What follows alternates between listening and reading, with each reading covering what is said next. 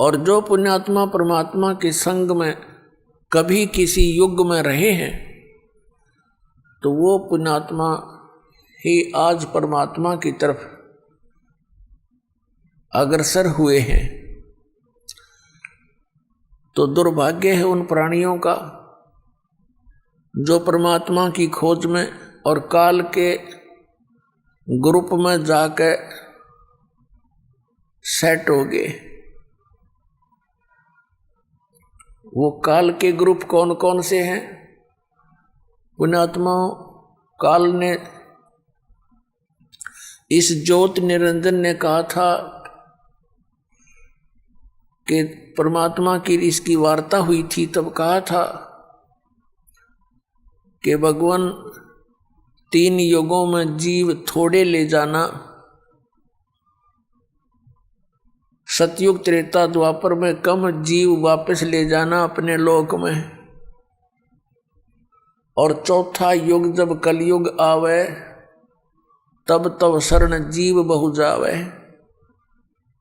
ऐसा वचन हर मोय दीजे तब तो गवन संसार ही कीजे। परमेश्वर कबीर जी अपने पुत्र जोगजीत का रूप बना करके इसके 21वें ब्रह्मांड में वार्ता की थी। इसने पहले तो झगड़ा किया भगवान से, लेकिन समर्थता के सामने इसकी पार नहीं बसाई। फिर इसने चापलूसी का सहारा दिया, चरण पकड़ दिए और कहा आप किस उद्देश्य लेकर आए हो, क्या उद्देश्य लेकर आए हो? तो परमात्मा ने इसको सारा स्पष्ट कर दिया कि मैं जाऊंगा तेरे नीचे के लोकों में, और तूने इन प्यारी आत्माओं को कितना कष्ट दे रखा है।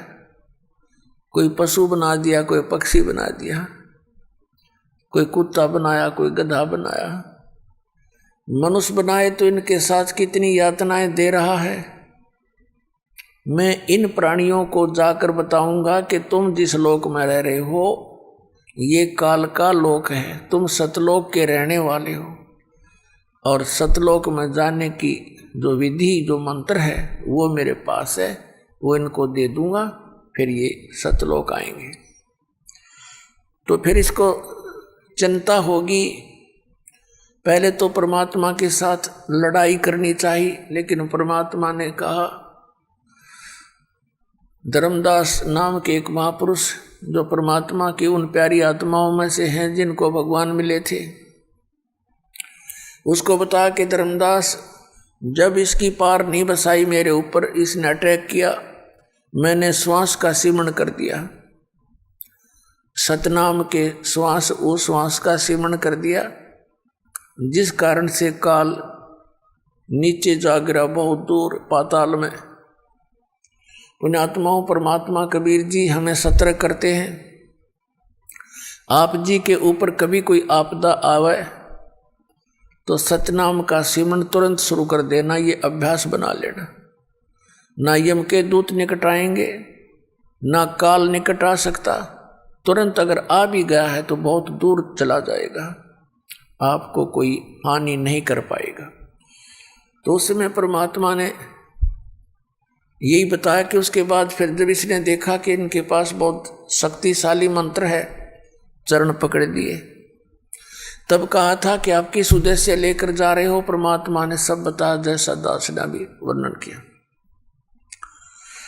फिर इसने कहा जी कोई बात नहीं, जैसे आपकी इच्छा वैसे कर लेना, पर मुझे कुछ आवश्यकताएं हैं वो मेरी पूरी कर देना। परमात्मा ने कहा बोलो। इसने कहा ऐसे नहीं, आप वचनबद्ध हो जाओ। तो परमेश्वर कबीर जी वचनबद्ध हो गए। तब इसने कहा था कि 3 युगों में जीव कम ले जाना, और चौथे युग कलयुग में कितने ही जीव ले जाना। और परमात्मा एक दया और करना, आप अपना ज्ञान देकर ले जाना, आपके ज्ञान को स्वीकार करें वो आपके, मेरे ज्ञान को स्वीकार करें वो मेरे, उन पर उनको बलपूर्वक ना ले जाना। परमात्मा को सब पता था कि बलपूर्वक अगर ले भी जा सकता हूं मैं, फिर ये रुकेंगे नहीं वहां, क्योंकि इनकी आस्था यहीं जमा हो रही है, पहले इनकी आस्था हटाऊंगा, इनको ऐसा ज्ञान दूंगा कलयुग में और प्रमाण दिखाएंगे, तो फिर ये अपने आप इनकी रुचि सतलोक में हो जाएगी। पुण्यात्मा, तब काल ने जब पता लगा कि अब सारे वचन मान लिए, तब कहने लगा जाओ जोग जीत संसारा, और जीव न माने कहा तुम्हारा। 12 पंथ करूं मैं साजा, नाम तुम्हारा ले करूं आवाजा। इन 12 पंथ नाम जो ले ही, सो हमरे मुख आन समोही। और अनेक पंथ चलाऊं, या विद जीवों को बरमाऊं। देवल मंदिर को कहते हैं, देवल तीर्थ और देव पूजाऊं, और तीर्थ व्रत और नकली जप तप मन लाऊं। इनमें उलझा दूंगा और जाओ जोग जीत संसारा, फिर जीव न माने कहा तुम्हारा। जीव तुम्हारा कहा न माने, हमारी ओर हो बाद बखाने। हमारे वकील बन जाएंगे वो काल के, जो तेरे बच्चे उनको इतना मिसगाइड करवा दूंगा अपने दूत भेज कर 12 नकली पंथ, और उसके बाद और पंथ अनेक चलाऊंगा, इस विद जीवों को भरमाऊं। तब परमात्मा ने कहा ठीक है, तू अपने सारे काम कर लिए, जितने दाव तू लगावेगा काल। परमात्मा ने कहा था जब कलयुग 5505 वर्ष बीत जाएगा, तब मैं अपना अंश भेजूंगा। पहले तो परमात्मा ने कहा था मैं स्वयं आऊंगा, उनकी मौज है वो आप आवें या अपना प्रतिनिधि भेज दें, एक का बात होती है। तो पुण्यात्मा, इस काल ने कबीर पंथ के अंदर भी अनेकों नकली पंथ चलवा दिए, और किसी के पास नाम नहीं, किसी के पास वो परमात्मा वाला विधान और ज्ञान नहीं। अब एक जैसे ये 12 पंथों के विषय में तो आपको बहुत बार दिखाया है, एक और पंथ है कबीर पंथ के अंदर, जो अपने आप को पारखी बोलते हैं, जो अपने आप को पारखी संत कहते हैं। और वो कबीर परमेश्वर जी को अपने पंथ का, यानी कभी इस पारख पंथ का प्रमुख मानते हैं, और वो केवल परमात्मा द्वारा बोली गई वाणी, जिसको एक बीजक ग्रंथ कहते हैं, कबीर बीजक, उस वाणी को ये पारखी संत सत्य मानते हैं,